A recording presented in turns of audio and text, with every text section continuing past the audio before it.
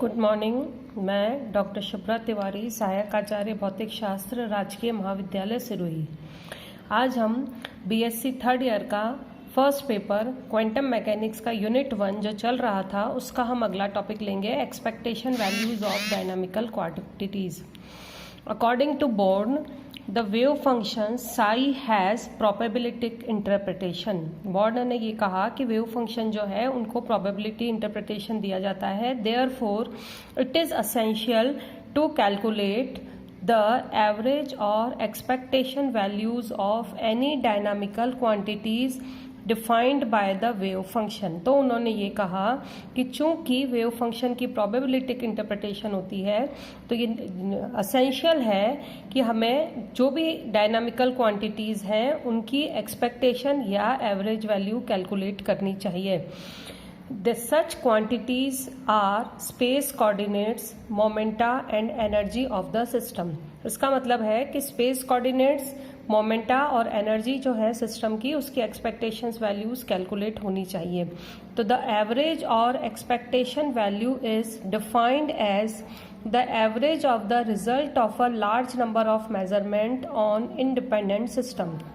उन्होंने ये कहा कि किसी भी फिजिकल क्वांटिटी की एवरेज और एक्सपेक्टेशन वैल्यू जो है उसको उस क्वांटिटी के बहुत सारे मेजरमेंट्स के एवरेज के रूप में रिप्रेजेंट किया जाता है।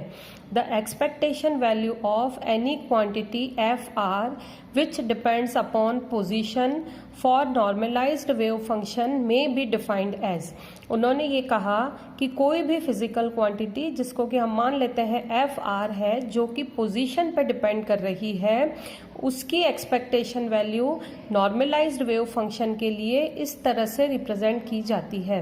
Expectation value of physical quantity f r, expectation value को इस तरह के दो एरोज के रूप में बीच में रिप्रेजेंट किया जाता है, is equal to integration of p r and t f of r d tau. P r and t का मतलब है कि वो पोजीशन और टाइम दोनों फैक्टर पे डिपेंड करता है जिस फिजिकल क्वांटिटी की हमको एक्सपेक्टेशन वैल्यू निकालनी है, और डी टी ओ का मतलब है वॉल्यूम इंटीग्रेशन।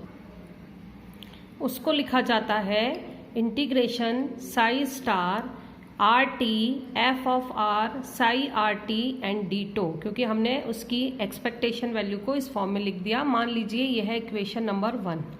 देयरफॉर अगर हम पोजीशन के एक्स कोऑर्डिनेट की एक्सपेक्टेशन वैल्यू निकालना चाहते हैं तो expectation value of x is equal to integration of psi star x psi d tau. इसी तरह से अगर हम पोजीशन के y कोऑर्डिनेट की एक्सपेक्टेशन वैल्यू कैलकुलेट करना चाहते हैं वो निकाली जाएगी integration psi star y psi d tau. और सिमिलरली पोजीशन के z कोऑर्डिनेट की एक्सपेक्टेशन वैल्यू लिखी जाएगी integration of psi star z Sai d tau. मान लीजिए ये तीनों रिप्रेजेंट की है हमने इक्वेशन नंबर 2 से। Similarly, the expectation value of potential energy which is also the function of position। तो हम सारे पोजीशन वेरिएबल क्वांटिटीज की एक्सपेक्टेशन वैल्यू कैलकुलेट कर रहे हैं। तो अगर हम पोटेंशियल एनर्जी की एक्सपेक्टेशन वैल्यू निकालते हैं तो उसको हम लिखेंगे integration v r t p probability, वो जो कि आर और टी दोनों का फंक्शन है, पोजीशन और टाइम का, एंड डी टो मतलब वॉल्यूम इंटीग्रेशन। इसको हम लिख सकते हैं integration psi star r t v r t मतलब पोटेंशियल एनर्जी जो कि पोजीशन और टाइम का फंक्शन है, psi r t and d tau. Since from Schrodinger's equation, हमें पता है Schrodinger's time dependent Schrodinger's equation से हम लिख सकते हैं iota h cross del psi by del t is equal to E Sai. इस इक्वेशन को अगर हम ई के फॉर्म में कैलकुलेट करना चाहें या इस इक्वेशन से अगर हम टोटल एनर्जी ई निकालना चाहें तो हमारे पास आ जाएगा total energy e is equal to iota h cross del by del t. मान लीजिए यह है इक्वेशन नंबर 4। देयरफॉर हमें पता है चूंकि total energy is equal to होती है kinetic energy plus potential energy, तो total energy E is equal to kinetic energy को लिखा जाता है p² अपॉन 2m। हम अगर टोटल एनर्जी की एक्सपेक्टेशन वैल्यू निकालते हैं तो expectation value of total energy E is equal to expectation value of kinetic energy plus expectation value of potential energy. मान लीजिए यह है equation number 5। Also E is equal to हम पहले निकाल चुके हैं, हमारे पास होता है minus h cross square upon 2m del square plus V। इस इक्वेशन से हम निकालना चाहें expectation value of total energy E is equal to expectation value of minus h cross square upon 2m del square plus expectation value of V। मान लीजिए यह है हमारे पास इक्वेशन नंबर 6। चूंकि इक्वेशन 5 और इक्वेशन 6 दोनों में हमने expectation value of total energy calculate किया है, तो हम दोनों इक्वेशन से कंपेयर करके इक्वेशन 5 और इक्वेशन 6 दोनों के लेफ्ट हैंड साइड में हमारे पास है expectation value of total energy E, second term में हमारे पास है equation expectation value of potential energy V। तो बीच वाली टर्म भी हमारे पास बराबर होगी, तो हमारे पास दोनों इक्वेशन को कंपेयर करके हम लिख सकते हैं P square is equal to minus h cross square and del square, so that हमारे पास आ जाएगा P is equal to minus iota h cross del, क्योंकि आयोटा माइनस को हम लिख देंगे आयोटा स्क्वायर, तो हमारे पास आ जाएगा P is equal to minus iota square minus iota h cross del square. मान लीजिए यह है equation number 7। Therefore momentum can be represented by the differential operator minus iota h cross del. तो मोमेंटम को हमेशा से मोमेंटम को differential operator minus iota h cross del से रिप्रेजेंट किया जा सकता है। Therefore total energy E is equal to हो जाएगा integration expectation value of total energy E is equal to integration of psi star iota h cross del psi by del t and d tau volume integration. Iota h cross अगर हम integration की sign से बाहर ले लें तो हमारे पास आ जाएगा integration of psi star del psi by del t and d tau. मान लीजिए यह है इक्वेशन नंबर 8। हमारे पास आ गया इक्वेशन नंबर 7 से expectation value of total momentum P is equal to integration of psi star minus iota h cross del and psi d to.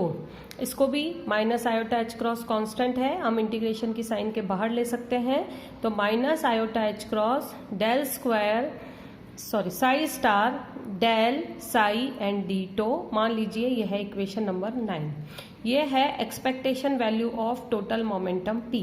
इससे अगर हम expectation value of momentum x coordinate, y coordinate और z coordinate निकालेंगे तो ये हमारे पास resolve हो जाएगा px, py, pz में, और डेल को हम रिजॉल्व कर लेंगे del psi by del x, del by del y and del by del z से।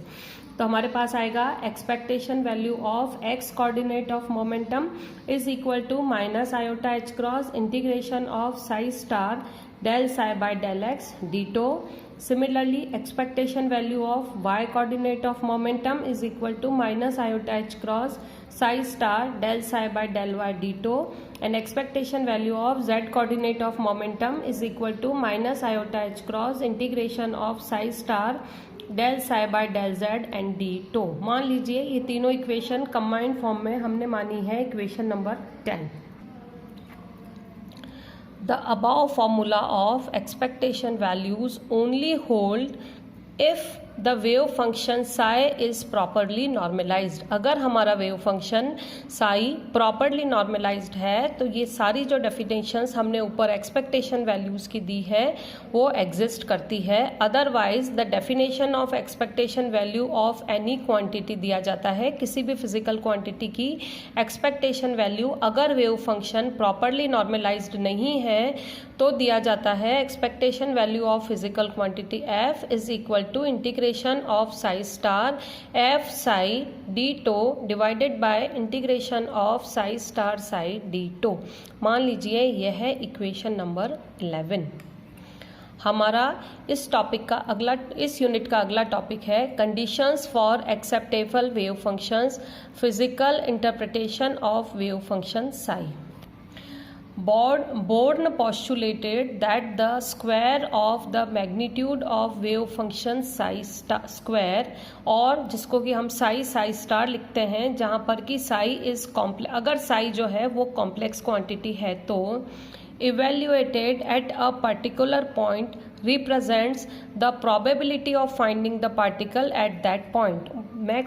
बोर्न ने ये माना कि वेव फंक्शन का स्क्वायर जो है, जिसको कि हम साई स्क्वायर से लिखते हैं, और अगर wave function Sai complex quantity है तो इसको साई स्टार से रिप्रेजेंट किया जाता है, वो किसी भी पॉइंट पर पार्टिकल के होने की प्रोबेबिलिटी को रिप्रेजेंट करता है।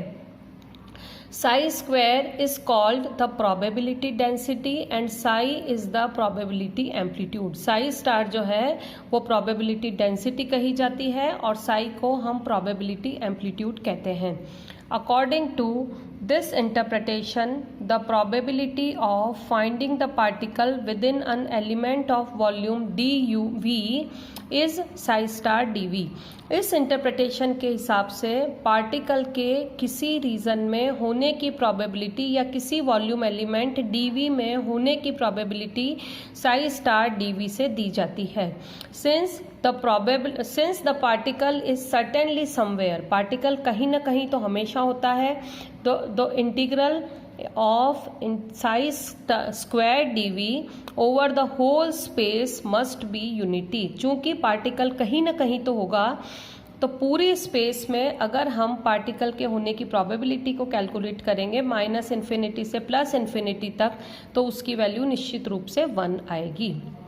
तो पूरे स्पेस के लिए integration from -∞ to +∞, psi square dV जो है वो हमेशा 1 आता है। A wave function that obeys this situation is said to be normalised. कोई भी वेव फंक्शन इस सिचुएशन को ओबे करता है, मतलब integration from -∞ to +∞, psi square dV स्केल 1 जिसके लिए होता है, वो वेव फंक्शन नॉर्मलाइज्ड कहलाया जाता है। Every acceptable wave function must be normalised. जो भी एक्सेप्टेबल वेव फंक्शन होगा वो हमेशा निश्चित रूप से नॉर्मलाइज्ड होगा -∞ से +∞ रीजन के लिए उसके पार्टिकल के होने की प्रोबेबिलिटी 1 होगी। Beside being normalized, an acceptable wave function psi must fulfill the following requirement। कोई भी नॉर्मलाइज्ड वेव फंक्शन जो है, कोई भी एक्सेप्टेबल वेव फंक्शन जो है वो नॉर्मलाइज्ड होने के साथ साथ कुछ कंडीशंस और फुलफिल करते हैं। फर्स्ट कंडीशन होती है it must be finite everywhere. इसका मतलब है कि एक्सेप्टेबल वेव फंक्शन होने के लिए ये जरूरी है कि वेव फंक्शन जो है वो हर जगह फाइनाइट हो। कभी भी infinite wave function acceptable wave functions नहीं होते हैं, क्योंकि if Sai is infinite for a particular point it would mean an infinite large probability of finding the particle at that point. This would violate the uncertainty principle. Therefore, psi must have 0 or finite value at any point. First condition ये है कि particle wave function जो है वो हर जगह finite होना चाहिए, क्योंकि अगर वेव फंक्शन किसी पॉइंट पर इनफाइनाइट है, इसका मतलब है कि उस पॉइंट पर पार्टिकल के इसका मतलब है कि उस पॉइंट पर पार्टिकल के होने की प्रोबेबिलिटी इन्फिनिटी हो जाती है और ये अनसर्टेनिटी प्रिंसिपल को वायलेट करता है। तो एक्सेप्टेबल वेव फंक्शन की फर्स्ट कंडीशन है कि वेव फंक्शन एक्सेप्टेबल होना चाहिए, फाइनाइट होना चाहिए। सेकेंड पॉइंट है या सेकेंड कंडीशन है it must be single valued. If Sai has more than 1 value at any point, अगर वेव फंक्शन की किसी भी जगह पर एक से ज़्यादा वैल्यू होगी, it would mean more than 1 value of probability of finding the particle at that point which is not possible. अगर वेव फंक्शन सिंगल वैल्यूड नहीं होगा, इसका मतलब ये है कि उस पॉइंट पर पार्टिकल के होने की प्रोबेबिलिटी की एक से ज़्यादा वैल्यू होगी और वो पॉसिबल नहीं है। और थर्ड कंडीशन है it must be continuous and have a continuous first derivative everywhere. Acceptable wave function की थर्ड कंडीशन है कि एक्सेप्टेबल वेव फंक्शन वो होगा जो हर जगह कंटिन्यूस होगा और उसका फर्स्ट डेरिवेटिव भी कंटिन्यूस होगा। This is necessary from the Schrodinger's equation which shows that del 2 psi by del x2 must be finite। ये जो थर्ड कंडीशन है ये श्रोडिंजर्स इक्वेशन से मिलती है, क्योंकि श्रोडिंजर्स इक्वेशन के हिसाब से del 2 psi by del x2 हर जगह फाइनाइट होना चाहिए। तो किसी भी वेव फंक्शन के एक्सेप्टेबल होने के लिए ज़रूरी है कि वो 3 कंडीशन सेटिस्फाइड करे। वो वेव फंक्शन हर जगह फाइनाइट होना चाहिए। जिस रीजन की हम बात कर रहे हैं वो उस रीजन में हर पॉइंट पर सिंगल वैल्यूड होना चाहिए और वो उस रीजन में कंटिन्यूस और फाइनाइट होना चाहिए।